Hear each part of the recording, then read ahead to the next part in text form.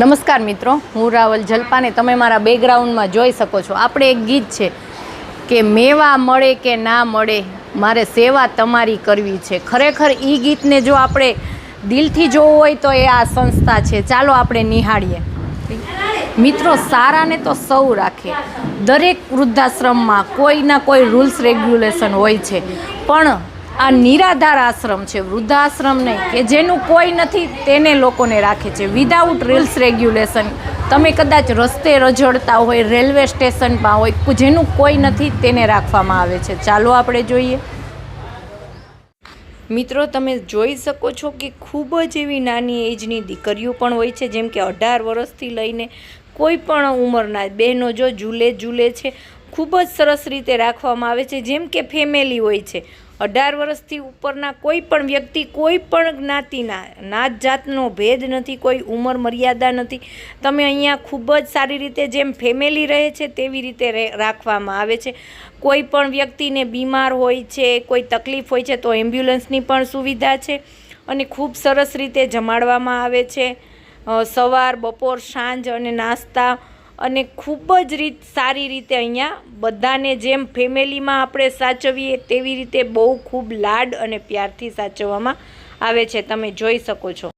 અને મિત્રો, આ વિડીયો એક સેવાના ભાગરૂપે બનાવવામાં આવ્યો છે, કોઈ પણ પ્રમોશન માટે નહીં. આપણી એક પણ ચેનલમાં પૈસા લઈને વિડીયો બનાવવામાં આવતો નથી. મિત્રો, તમે પણ આ વિડીયોના માધ્યમથી સેવા કરી શકો છો. જરૂરિયાતમંદ સુધી આ વિડીયો પહોંચાડી શકો. એટલો શેર કરો કે છેલ્લેથી છેલ્લે માણસ ખરેખર જેને જરૂરિયાત હોય ત્યાં સુધી પહોંચી શકે ને એ વ્યક્તિ અહીંયા પહોંચી શકે. એટલે દળની ભટકે નહીં.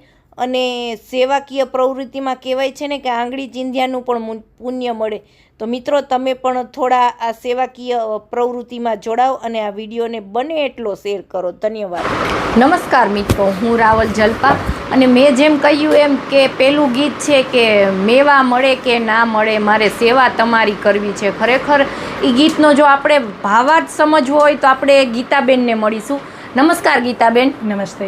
જે આ સંસ્થાના પ્રેસિડેન્ટ છે. ગીતાબેન, અમે ઘણા બધા વડીલો જોયા, અમે વૃદ્ધાશ્રમના તો ઘણા બધા વિડીયો બનાવેલા છે, પણ ત્યાં એજેડ વ્યક્તિ હોય છે, અને તમારી જે સંસ્થામાં જોયા છે એ બાળકોથી લઈને વૃદ્ધા સુધી જોયા છે. તો થોડુંક દર્શક મિત્રને જણાવશો.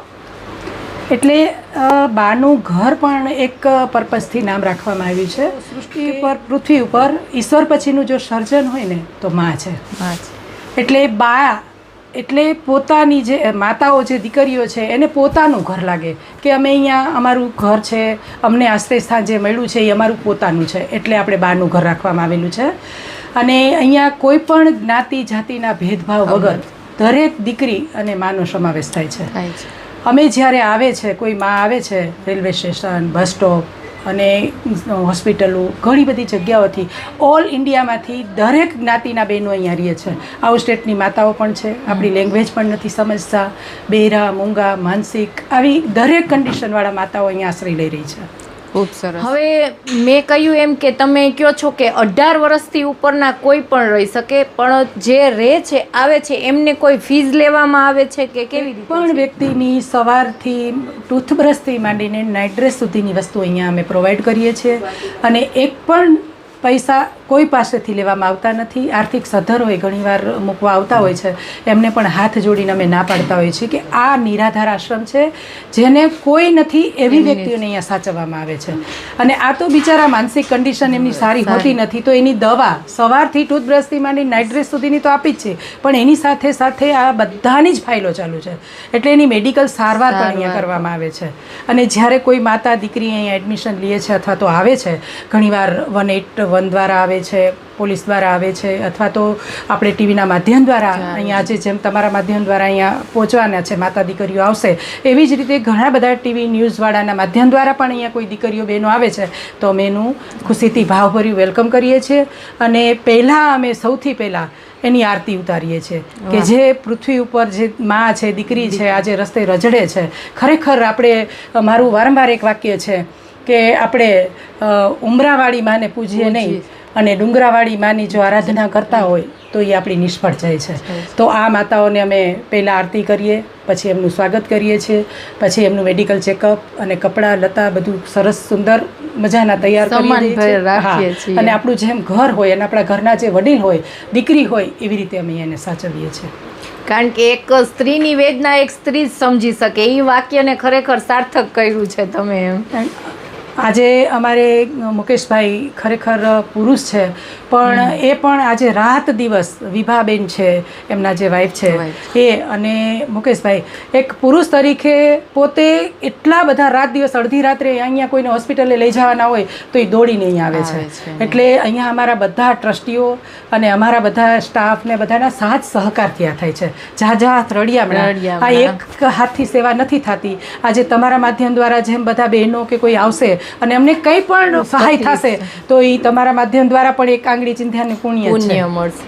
મિત્રો, હવે આપણે એવા જ મુકેશભાઈ જે ચેરમેન છે એમને કહેશું કે તમને આ જે નામ રાખ્યું છે અને આ જે સેવાનો મોકો મળ્યો છે એના બદલ થોડુંક અમને કહો.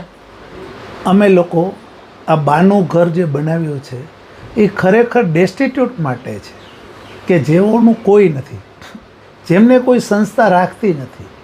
તો એવા ઘણા બધા આપણા ભારતમાં છે કે જેમની પાસે આઈડેન્ટિટી નથી, આધાર કાર્ડ નથી, કે કોઈની ઉંમરનો પુરાવો નથી, એમને કોઈ જ્ઞાન નથી, કોઈ બહેરા છે, કોઈ મૂંગા છે, કોઈને ઓટિઝમ છે, કોઈ સેરેબલ પેલ્સીથી પીડાય છે.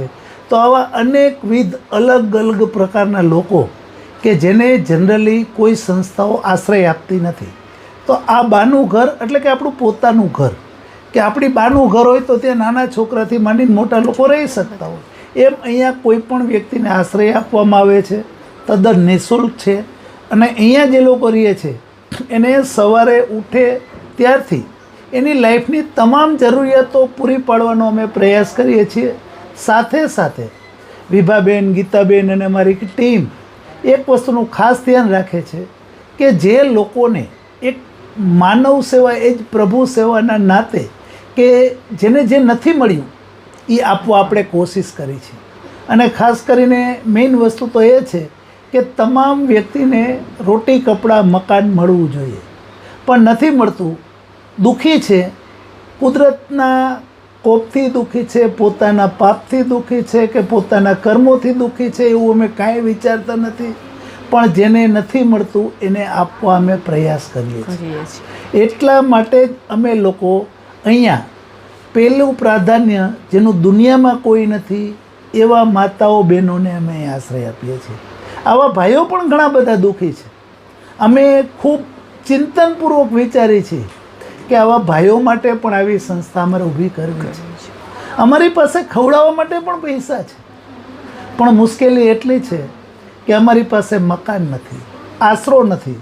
તો આજે હું આપના માધ્યમ દ્વારા તમામ જનતાને એક વિનંતી કરું છું કે આપની પાસે રાજકોટ આજુબાજુ ગ્રામ્ય વિસ્તારમાં પણ ક્યાંય જૂનું, પુરાણું, ખંડેર, નડિયાવાળું મકાન હોય તો અમને આપો.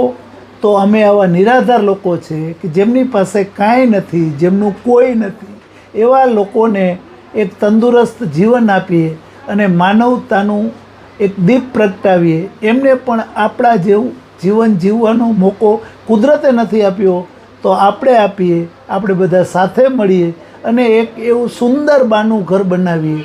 કારણ કે અહીંયા અમારે ત્યાં ફ્લો પણ વધારે છે. આ મફત અને સાવ નિઃશુલ્ક રાખતી સંસ્થા છે, તો અમારે ત્યાં ફ્લો હોય એ નેચરલ છે અને કોઈ પણ જાતના નિયમ વિના અહીંયા આશ્રય આપવામાં આવે છે. તો આવા લોકોને આપણે વધુમાં વધુ સાચવી શકીએ, એમની સેવાનો લાભ લઈ શકીએ. આપણે લોકોએ ખૂબ સેવાઓ કરી છે, ખૂબ દાન આપ્યું છે, મંદિરો, મસ્જિદો, ઘણી જગ્યાએ આપણે ખૂબ મોટી સેવા કરી છે. તો આ માનવતાના યજ્ઞમાં પણ આપણે એવું નાનું એક પુષ્પ આપી અને આપણી માનવતા મહેકાવીએ એવો અમારો આશય છે. મિત્રો, અહીંયા જે રહે છે એવા રાશિબેનને આપણે પૂછીશું કે તમે અહીંયા કેટલા ટાઈમથી આવ્યા છો અને થોડુંક જણાવો. હું અહીંયા બહુ ખરાબ કન્ડિશનને આવી હતી. મારા મમ્મી છે રસીલાબેન પાંડે, મારું નામ છે રાશિબેન પાંડે. હું સિવિલની હોસ્પિટલની પારી હતી સતત 3 દિવસ.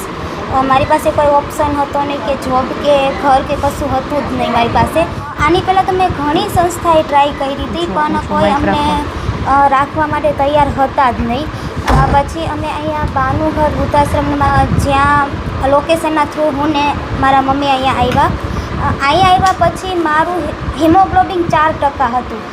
મારી બચવાની કોઈ શક્યતા હતી નહીં. બહુમાં બહુ 4-5 દિવસ જીવી શકું એટલી જ મારી કન્ડિશન બહુ જ ખરાબ હતી. પછી બાનું ઘર વૃદ્ધાશ્રમના ટ્રસ્ટીઓ તથા એમના સ્ટાફે મારી ખૂબ જ કાળજી લીધી. મારી મોંઘામાં મોંઘી જે ઉચ્ચ ક્વોલિટીની દવાઓ મારી કરી. વરસદીની અંદર મને આટલી સાજી કરી એ લોકોએ. અને અહીંયા અમને રહેવામાં ખૂબ જ મજા આવે છે. અહીંયા અમને અમારું પોતાનું ઘર કે એવું કશું યાદ નથી આવતું. આ બાનું ઘર વૃદ્ધાશ્રમના ટ્રસ્ટીઓ તથા તેમનો સ્ટાફ અમારી ખૂબ જ 24 કલાક કાળજી રાખે છે. આપણે પારુલબેનને પૂછશું જે 24/7 અહીંયા ધ્યાન રાખે છે. બેન પારુલબેન, થોડુંક તમારો અનુભવ અમને કહો. હું લગભગ 8 વર્ષથી અહીંયા મારી જોબ કરું છું અને 24 કલાક બહેનો સાથે રહું છું. અહીંયા જે બહેનો છે એ મોટાભાગના બહેનો સાવ નિરાધાર છે, વૃદ્ધ છે. 18 વર્ષથી ઉપરના પણ દીકરીઓને અહીંયા રાખવામાં આવે છે. અને ઓલ ઇન્ડિયા ખાતે આ એક જ એવો આશ્રમ છે કે 18 વર્ષથી ઉપરની દીકરીઓને રાખે છે. બાકી વૃદ્ધાશ્રમમાં સિનિયર સિટીઝન એજ હોય 18-60 વર્ષે એમને જ એડમિશન આપે. અહીંયા એવું કશું નથી. 18 વર્ષથી ઉપરની બહેનોને અમે સમાવેશ કરીએ છીએ. સરસ, ધન્યવાદ.